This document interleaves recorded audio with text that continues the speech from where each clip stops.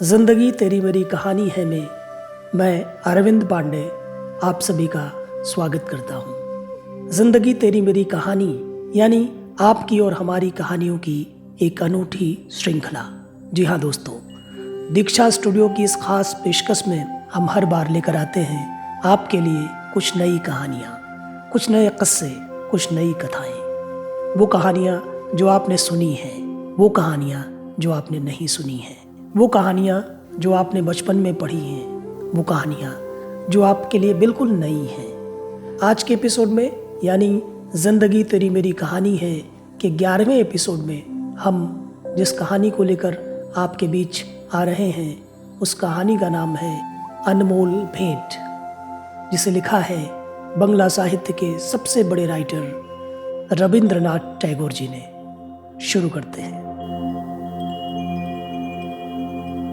रायचरण 12 वर्ष की उम्र से ही अपने मालिक का बच्चा खिलाने का काम करता था। एक लंबा वक्त बीत गया था उसका। नन्हा बच्चा रायचरण की गोद से निकलकर अब स्कूल में पहुंच चुका था और फिर स्कूल से कॉलेज और कॉलेज के बाद एक वक्त ऐसा भी आया जब उसे सरकारी नौकरी मिल गई। अब वो खुद एक बच्चे का बाप बन चुका था, मगर रायचरण अभी भी बच्चा ही खिलाता था। रायचरण की गोद में अब जो बच्चा था वो उन्हीं के पाले हुए अनुकूल बाबू का पुत्र था। बच्चा घुटनों के बल चलकर बाहर निकल जाता तो रायचरण दौड़कर उसको पकड़ता और वो रोने लगता। वो अपने नन्हे नन्हे हाथों से रायचरण को मारता, मगर रायचरण हंस कर कहता, हमारा भैया भी बड़ा होकर जज साहब बनेगा। जब ये बच्चा रायचरण को चन्ना कहकर पुकारता तो रायचरण का हृदय हर्ष से भर उठता था। वो दोनों हाथ जमीन पर टेक कर घोड़ा बन जाता और बच्चा उसकी पीठ पर सवार हो जाता, मानो सचमुच किसी घोड़ी पर सवार हो। इन्हीं दिनों अनुकूल बाबू की बदली हो गई। बदली यानी ट्रांसफर। परैया नदी के किनारे एक जिले में। इस स्थान पर जाते हुए कलकत्ते से उन्होंने अपने बच्चे के लिए बहुत से खिलौने खरीदे, कुछ आभूषण और कुछ कपड़े भी खरीदे। ये बरसात का महीना था।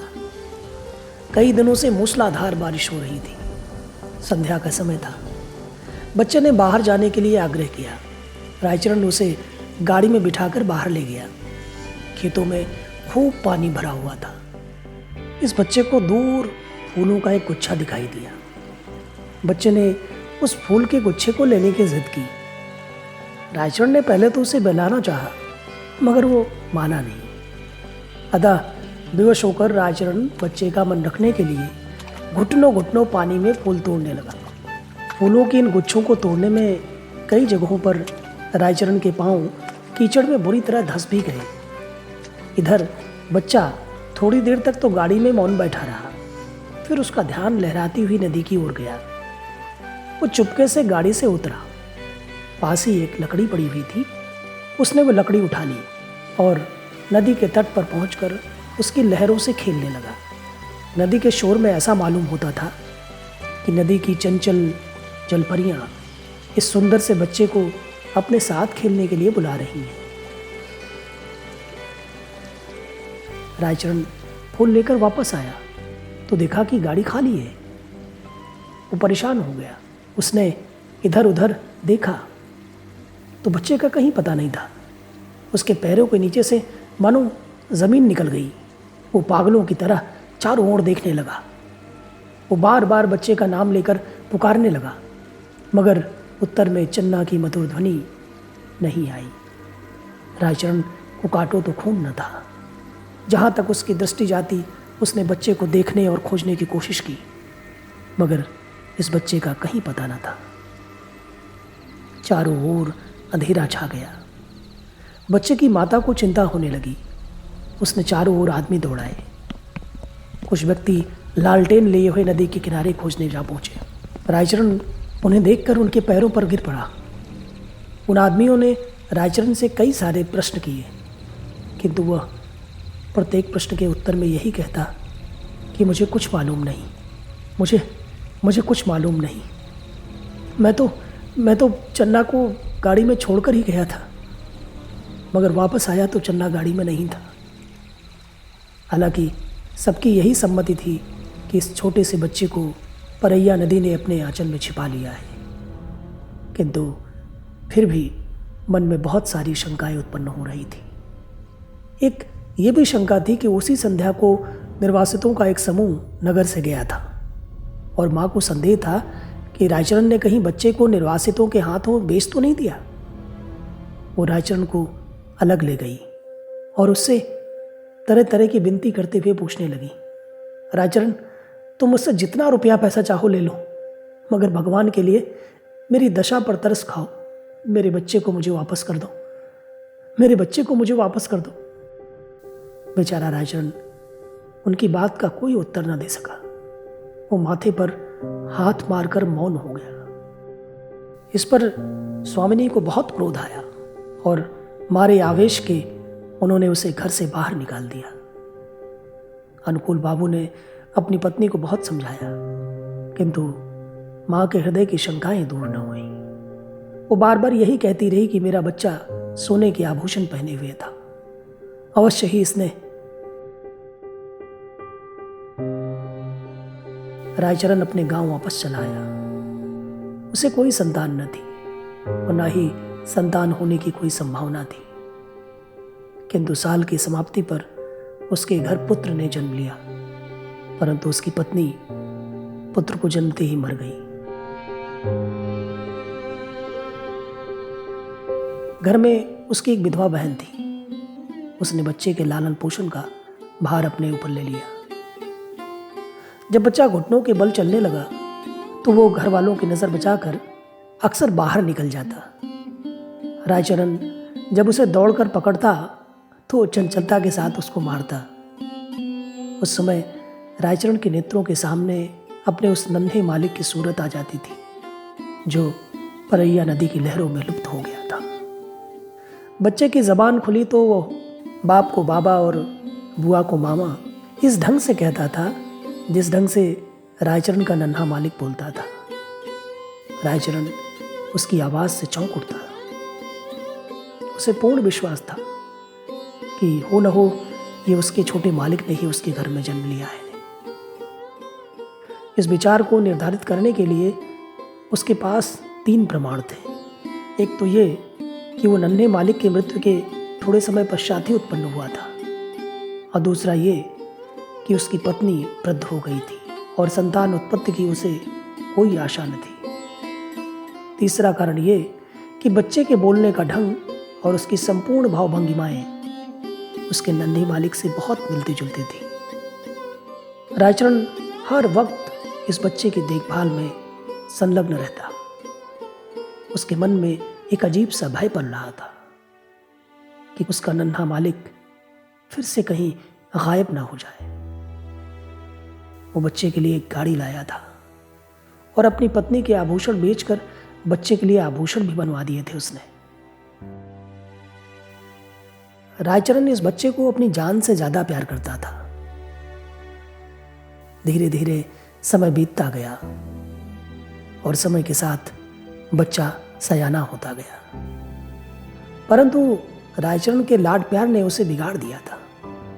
वो इतना बिगड़ गया था कि वो सीधे मुंह किसी से बात तक नहीं करता था। इस कारण उसके गांव के लड़के उसे लाड साहब कहकर छेड़ते थे। जब ये लड़का शिक्षा के योग्य हुआ तो रायचरण अपनी छोटी सी जमीन बेचकर कलकत्ता आ गया। उसने दौड़ धूप करके एक नौकरी भी खोजी और फलन को स्कूल में दाखिल करवा दिया। जी हाँ, रायचरण ने अपने बेटे का नाम फलन रखा था। रायचरण को पूर्ण विश्वास था कि बड़ा होकर फलन अवश्य जज बनेगा। होते होते अब फलन की आयु 12 वर्ष हो गई। अब वह खूब पढ़ लिख सकता था। उसका स्वास्थ्य भी अच्छा था। शक्ल और सूरत में भी वो सुंदर दिखता था। उसको बनाव श्रृंगार की बड़ी चिंता रहती थी। जब देखो तब दर्पण हाथ में लिए वो अपना बाल बनाता रहता था। वो अव्ययी भी बहुत था। रायचरण उससे प्रेम तो पिता की मात करता था, किंतु प्रायः उसका बर्ताव उसके लड़के से ऐसा ही था जैसे मालिक के साथ नौकर का होता है। इस कारण फलन भी उसे पिता न समझता था। दूसरी बात यह थी कि रायचरण स्वयं को फलन का पिता प्रकट भी नहीं करता था। छात्रावास के विद्यार्थी रायचरण के गंवारपन का उपहास करते और फलन भी अपने दोस्तों के साथ सम्मिलित हो जाता। रायचरण ने अपनी जमीन बेचकर जो रुपया प्राप्त किया था वो अब धीरे धीरे समाप्त हो चुका था। उसका साधारण वेतन फलन के खर्चों के लिए कम था। वो अक्सर ही अपने पिता से जेब खर्च अच्छे अच्छे वस्त्रों के लिए झगड़ता रहता था। परेशान होकर उसने नौकरी छोड़ दी और उसके पास जो कुछ शेष रुपया था वो उन रुपयों को फलन को सौंप कर बोला, फलन, मैं एक आवश्यक कार्य से गांव जा रहा हूं, बहुत जल्द वापस आ जाऊंगा। तुम किसी बात से घबराना नहीं बेटे। रायचरण सीधा उस स्थान पर पहुंचा जहां अनुकूल बाबू जज के ओहदे पर लगे हुए थे। उनके और कोई दूसरी संतान न थी। इस कारण उनकी पत्नी हर समय चिंतित रहती थी। अनुकूल बाबू कचहरी से वापस आकर कुर्सी पर बैठे हुए थे और उनकी पत्नी पुत्र प्राप्ति के लिए एक बाजारू दवा बेचने वाले से जड़ी बूटियां खरीद रही थी। अचानक उनकी दृष्टि रायचरण पर गई। रायचरण को देखकर वो आश्चर्यचकित रह गई। उसकी पुरानी सेवाओं पर विचार करके उन्हें रायचरण पर तरस आ गया और उन्होंने पूछा, क्या तुम फिर से नौकरी करना चाहते हो रायचरण? रायचरण ने बहुत खुश होकर कहा, मैं अपनी मालकिन के चरण छूना चाहता हूं। उन्होंने गुस्से से अपना मुंह फेर लिया। रायचरण ने अनुकूल बाबू को संबोधित करते हुए कहा, सरकार, आपके बच्चे को परैया ने नहीं बल्कि मैंने चुराया था। रायचरण की यह बात सुनकर अनुकूल बाबू आश्चर्यचकित रह गए। ये तुम क्या कह रहे हो? क्या क्या क्या मेरा बच्चा वास्तव में जिंदा है? अनुकूल बाबू की पत्नी ने उछल कर कहा, रायचरण, भगवान के लिए बताओ मेरा बच्चा कहाँ है? रायचरण ने गंभीर भाव से जवाब दिया, आप संतोष रखें, आपका बच्चा इस समय भी मेरे पास है। अनुकूल बाबू की पत्नी ने अत्यधिक विनती करते हुए कहा, मुझे बताओ रायचरण, कहाँ है मेरा बच्चा? मैं उसे तुरंत देखना चाहती हूँ, उससे मिलना चाहती हूँ। रायचरण ने स्थिर भाव से जवाब दिया, मैं परसों उसे लेकर आपके पास आऊंगा। रविवार का दिन था। जज साहब अपने मकान में बेचैनी से रायचरण की प्रतीक्षा कर रहे थे। कभी वो कमरे में इधर उधर टहलने लगते तो कभी थोड़े समय के लिए आराम कुर्सी पर बैठ जाते। आखिर 10 बजे के लगभग रायचरण ने फलन का हाथ पकड़े हुए कमरे में प्रवेश किया। अनुकूल बाबू की घरवाली फलन को देखते ही दीवानों की भांति उसकी तरफ लपकी और उसे अपने सीने से लगाकर रोने लगी।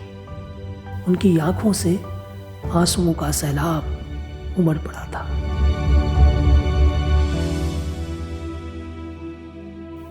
अनुकूल बाबू के हृदय में भी पुत्र प्रेम का आवेश उमड़ रहा था, किंतु जरा सी देर के बाद उनके पुत्र प्रेम का स्थान कानून भावना ने ले लिया और उन्होंने रायचरण से पूछा, रायचरण, क्या ये सचमुच हमारा ही बेटा है? रायचरण ने जवाब दिया, जी सरकार, ये आप ही का बेटा है। तुम्हारे पास इसका क्या प्रमाण है?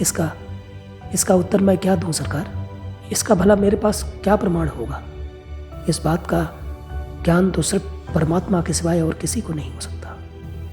बस मैं इतना जानता हूं कि मैंने आपके बच्चे को चुराया था और आज उसे वापस कर रहा हूं। जब अनुकूल बाबू ने देखा कि उनकी पत्नी फलन को कलेजे से लगाए हुए है तो उन्हें उनका प्रमाण मांगना व्यर्थ लगा।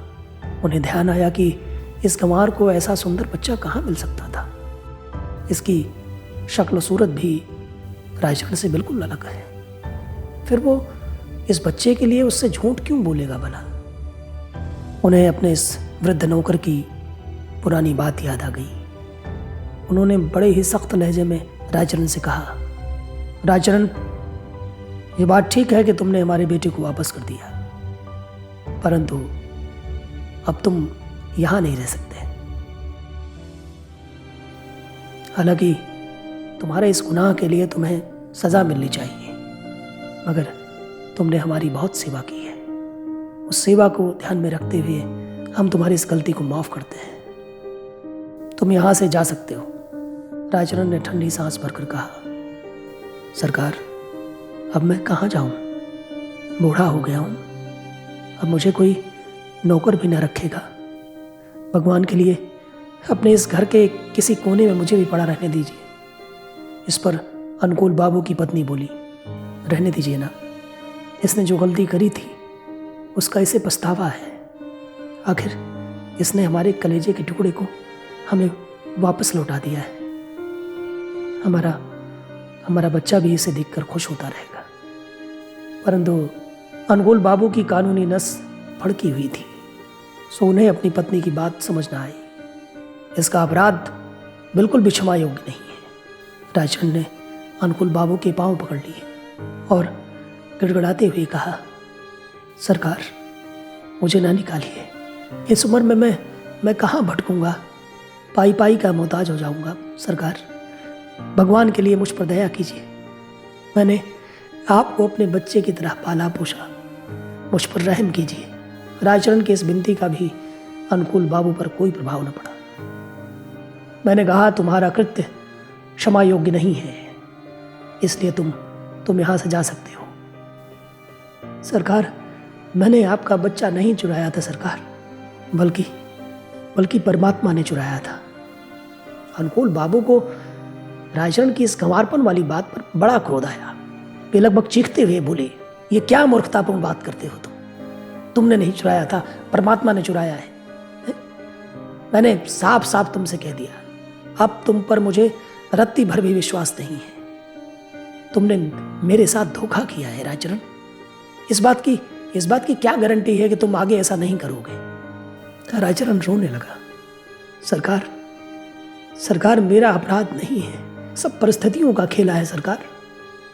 रायचरण की इस बात पर अनुकूल बाबू की त्योरियां चढ़ गई। उसका कॉलर पकड़ते हुए कहा, तुम्हारा अपराध नहीं है तो फिर किसका अपराध है? रायचरण ने बड़ी दीनता के साथ उत्तर दिया, सरकार, ये सब मेरे भाग्य का खेला है, सब मेरे भाग्य का खेला। पढ़ा लिखा आदमी भाग्य के अस्तित्व को स्वीकार नहीं कर सकता। अनुकूल बाबू ने भी इस बात को स्वीकार नहीं किया। इधर फलन को जब मालूम हुआ कि वो वास्तव में एक धनी व्यक्ति का पुत्र है, तो उसे भी रायचरण की इस चेष्टा पर क्रोध आने लगा। आर्थिक तंगी की वजह से उसे कितना कष्ट भोगना पड़ा, परंतु फलन रायचरण की दशा को देखकर द्रवित हो उठा। उसे इस बुजुर्ग पर दया आ गई। उसने अनुकूल बाबू से कहा, पिताजी, इसको क्षमा कर दीजिए। अगर आप इसे अपने साथ यहाँ नहीं रखना चाहते तो बेहतर होगा इसकी थोड़ी पेंशन बांध दीजिए। यह गरीब आदमी दाने दाने का मोहताज है, इससे कम से कम ये भूखे नहीं मरेगा। फलन की बात सुनकर रायचरण निस्तब्ध रह गया। उसने एक नज़र फलन को गौर से देखा और फिर अनुकूल बाबू की कोठी से चुपचाप दूर निकल गया। और उसके बाद वो कभी वापस नहीं लौटा।